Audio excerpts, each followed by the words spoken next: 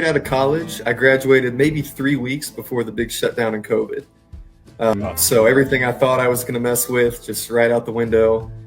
Had to get a job selling pretzels, and my last name is Wetzel, so you won't believe how many times I had to walk into a store and the store manager would say, Wetzel. Linked up with Kyle, we ended up doing a little bit of distribution together, and then here we are now, 3 years later, and we kind of put the whole thing together. Very cool.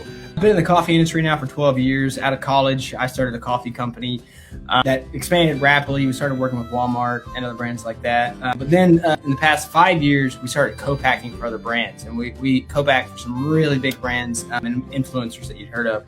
But I was hungry for some meaningful impact. And Logan and I have been buddies. So we're kind of looking around for the next move. And we stumbled upon KillShot, which was a brand essentially living out of this guy's garage in Michigan.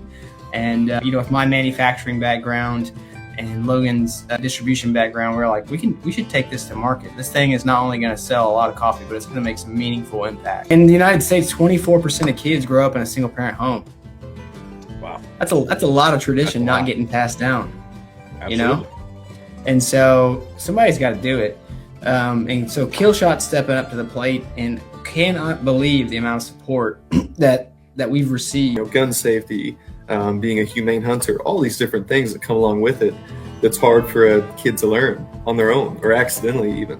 And that aligns perfectly with our give back, which is called Killing It for Kids. We give proceeds every bag we sell.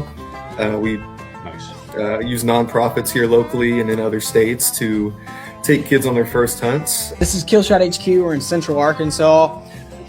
So this is most of the warehouse. We've got some other units nearby, but so all the raw coffee comes in right here.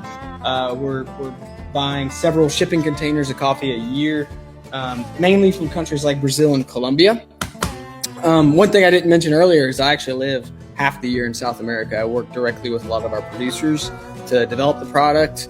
Turns out when they like you, they give you a better deal.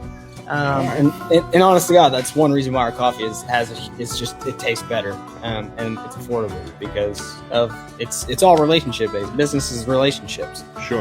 But yeah, so in the coffee industry, coffee quality is graded on a scale from 0 to 100. You've got licensed professionals called Q graders, which are the equivalent to sommeliers in the coffee industry, that have they've been tested rigorously and they've been licensed to objectively score quality of the coffee.